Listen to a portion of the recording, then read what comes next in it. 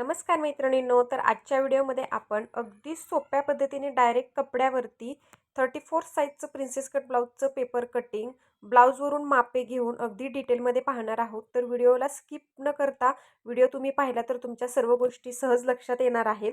कारण की बऱ्याच मैत्रिणींना ब्लाऊजवरून मापे घेऊन ब्लाऊजचं परफेक्ट कटिंग कसं करायचं हे जमत नाही. त्यांच्यासाठी मी खास हा व्हिडिओ घेऊन आलेली आहे.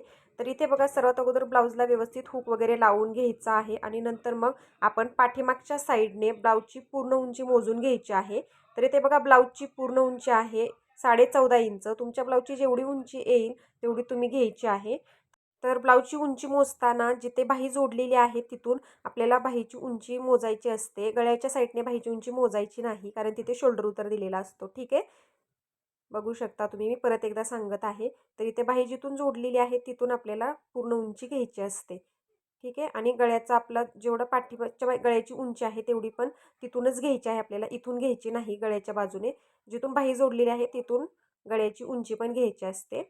ठीक आहे, तर शोल्डर उतार दिल्यामुळे उंचीमध्ये आणि गळ्यामध्ये फरक पडू शकतो. त्याच्यामुळे जिथून बाही जोडतो आपण तिथून उंची आणि ब्लाऊजचा पाठीमागचा गळा मोजायचा आहे. ठीक आहे, इथपर्यंत समजलं. आता ब्लाऊज आपण टर्न करून घेऊया आणि पुढच्या साईडची मापे घ्यायला सुरुवात करूया. तर ब्लाऊज व्यवस्थित ठेवून घ्यायचा आहे आपल्याला, बघू शकता अगोदर.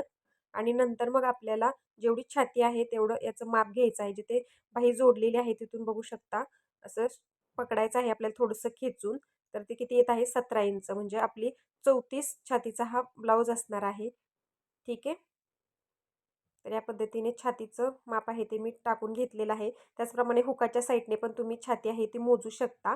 प्रत्येकाची वेगवेगळी पद्धत असू शकते ब्लाऊजचं मापे घ्यायची. ठीक आहे, तर इथे बघा, आता पुढचा गळा पण सेम त्याच पद्धतीने मी बाही जिथे जोडलेली आहे तिथून असा टेप फोल्ड करत गळ्याचं माप आहे ते घेऊन घेतलं तर ते आलेलं आहे 6 इंच. ठीक आहे, तर इथे मापे जरी तुम्हाला लिहिलेली दिसत नसली तरी मी व्यवस्थित तुम्हाला सांगत आहे. तर खालच्या साईडने बघा, हुकाच्या साईडने मी कमरेचं मार्किंग बघितलं तर एका साईडचं आलेलं आहे 7 इंच. म्हणजे 7 चोक 28, 28 इंचाची आपली छाती आहे. तर त्याचा चौथा भाग येत आहे 7 इंच.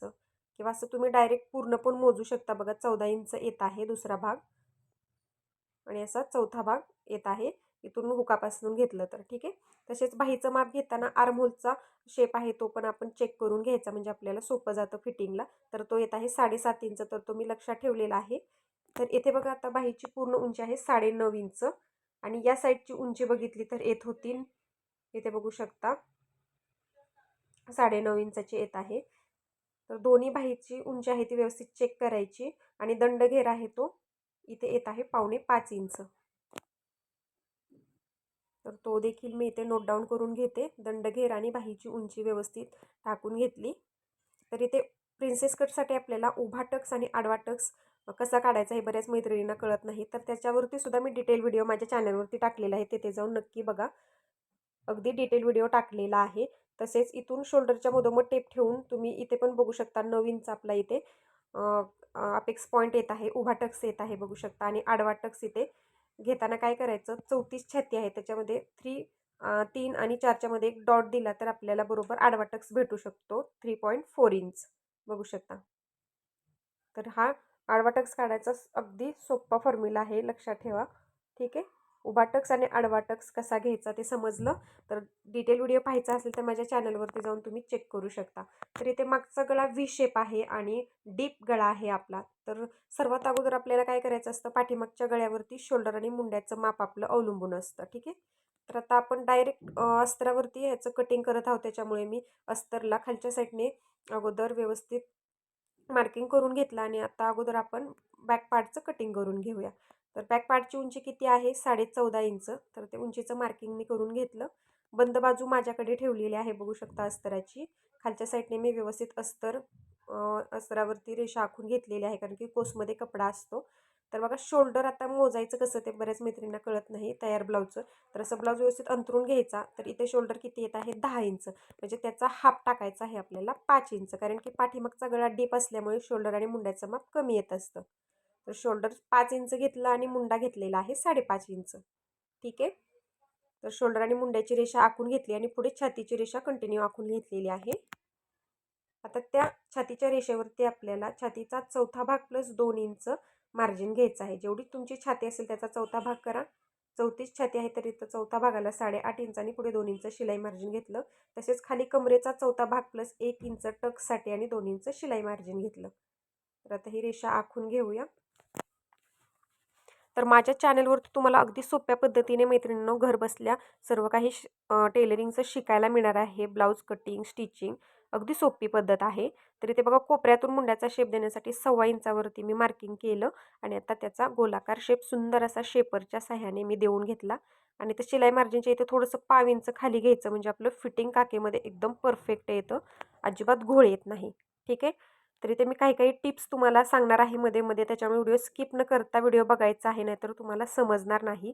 तर गळा रुंदी मी घेतलेली आहे इथे 2.5 इंच आणि गळा उंची घेतलेली आहे 11 इंच.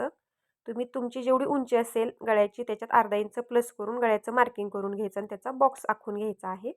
तर इथे व्ही शेपचा गळा आहे, तर तो मी कशा पद्धतीने स्केलच्या साहाय्याने सुंदर असा व्ही शेप ॲडजस्ट करत देऊन घेतलेला आहे. बघा अगदी डीप 11 इंचाचा व्ही शेप हा गळा आहे आपला. तर तो मी देऊन घेतला. थोडासा गोलाकार शेप द्यायचा म्हणजे प्रॉपर आपला तो पाठीमागच्या साईडला बसतो फिनिशिंगमध्ये. बघू शकता किती सुंदर शेप आलेला आहे.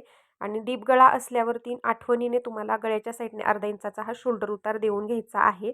आणि दुसरी महत्त्वाची टिप्स इथे शिलाई मार्जिन जिथे आहे तिथे अर्धा इंचावरती आपल्याला या पद्धतीने आपला पाठीचा टक्स देऊन घ्यायचा आणि तिथून हा अर्धा इंचाची रेषा आहे ती आखून घ्यायची आहे वरती शिलाई मार्जिनचे, म्हणजे अजिबात पाठीच्या साईडला ब्लाऊज उचलत नाही. ठीक आहे. तर ह्या 3 टिप्स तुम्ही लक्षात ठेवायच्या आहेत. मुंड्याच्या इथे 1.5 इंच येणं, गळ्याच्या साईडला शोल्डर उतार देणं आणि खालच्या साईडला कमरेच्या इथे असं तिरकं अर्धा इंचाची रेषा आखून घ्यायची. ठीक आहे. तर बॅक पार्ट इथे तुम्हाला समजला असेल. आता फ्रंट पार्टचं आपण कटिंग लगेचच बघूया. तर फ्रंट पार्टचं कटिंग करताना अगोदर 1.5 इंचाचं आपल्याला हुकायसाठी जे मार्जिन जातं त्याची रेषा आखून घेतली. ठीक आहे. तर इथं जेवढं शोल्डर आपण बॅक पार्टला घेतलेलं होतं तेवढं इथे घ्यायचं आहे 5 इंचाचं आणि शोल्डरचं माप झाल्यानंतर मुंडासुद्धा आपल्याला 5.5 इंचच घ्यायचा आहे फ्रंट पार्टसाठी.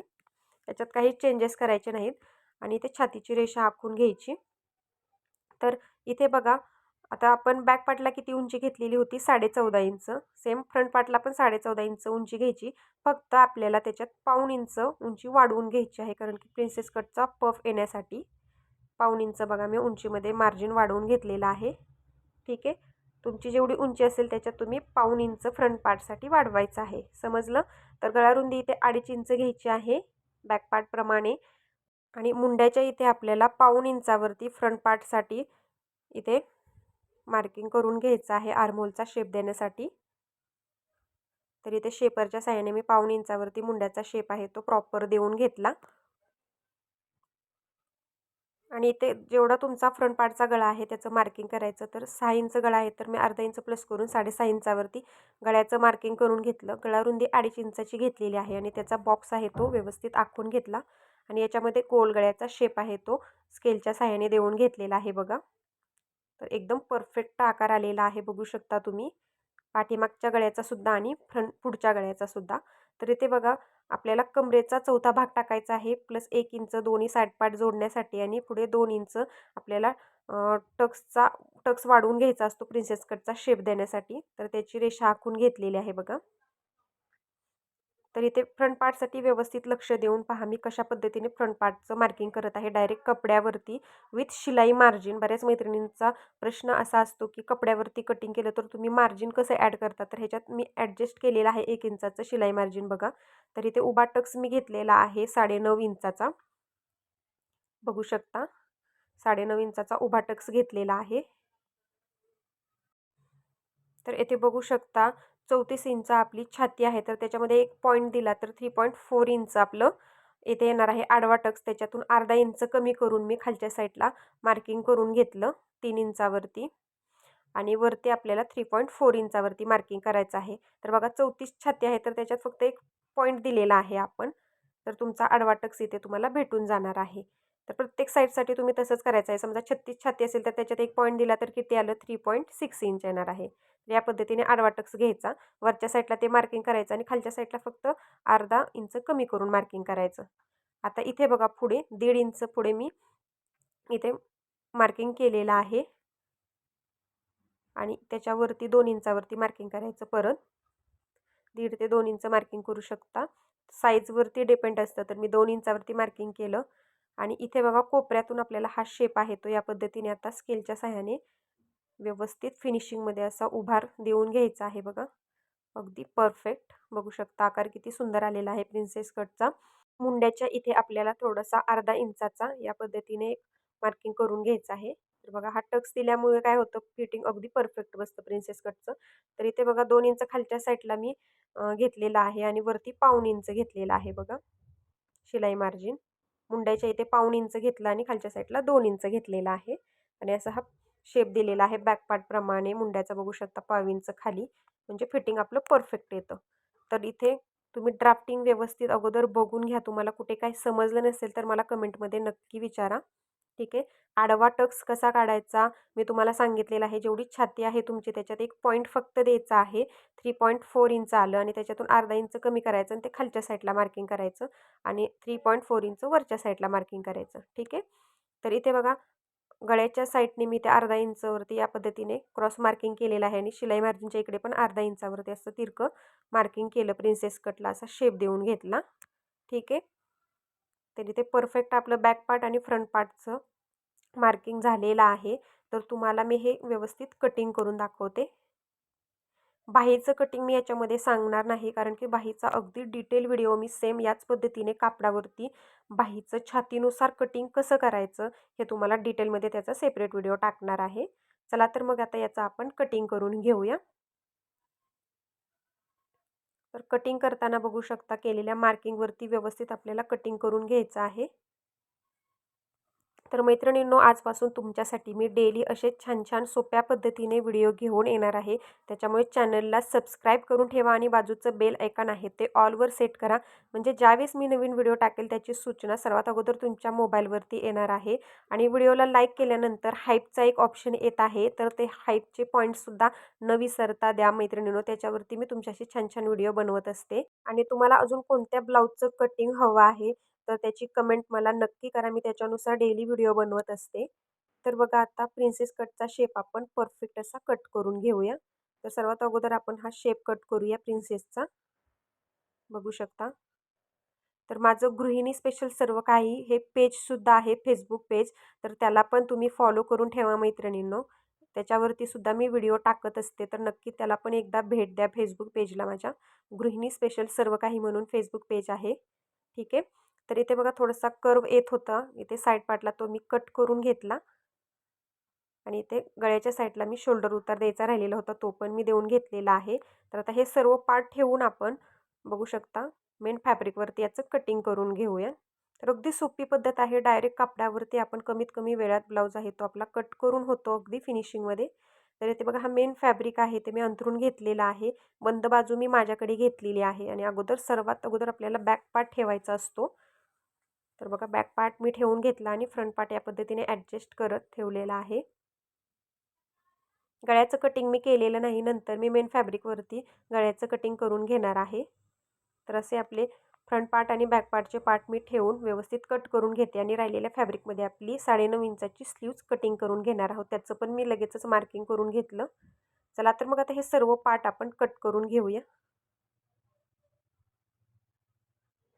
तर मैत्रिणींनो व्हिडिओ टाकायला थोडंसं लेट होत आहे कारण की कामाचा खूप लोड आहे. त्यातून सुद्धा वेळ काढून मी तुमच्याशी सर्व व्हिडिओ डिटेलमध्ये शेअर करत आहे आणि माझी शिकवण्याची पद्धत खूप साऱ्या मैत्रिणींना आवडत आहे आणि या पद्धतीने मैत्रिणींनी खूप साऱ्या ब्लाऊज पण स्टिच करून पाहिलेले आहेत. एकदम परफेक्ट फिटिंग आलेले आहेत आणि खूप छान छान कमेंट्स येत असतात मैत्रिणीच्या. त्यांच्यासाठी सगळ्यांचे खूप खूप मनापासून धन्यवाद. कारण की सगळ्याच कमेंट्सला मला उत्तर देता येत नाही मैत्रिणींनो. खूप खूप धन्यवाद आहे तुमच्या सर्वांचे. खूप छान सपोर्ट करत आहात आणि माझे चॅनलवरती पाहून तुम्ही खूप छान छान ब्लाऊज पण स्टिच केलेले आहेत. तसेच बाहीचे व्हिडिओ पण माझे खूप व्हायरल झालेले आहेत मैत्रिणींनो. तर बघा बाहीचा हा सेपरेट मी व्हिडिओ तुम्हाला नेक्स्ट व्हिडिओमध्ये दाखवणार आहे. तर व्हिडिओ आजचा आवडला असेल तर एक लाईक नक्की करा. चला तर मग भेटूया नेक्स्ट व्हिडिओमध्ये. बाय.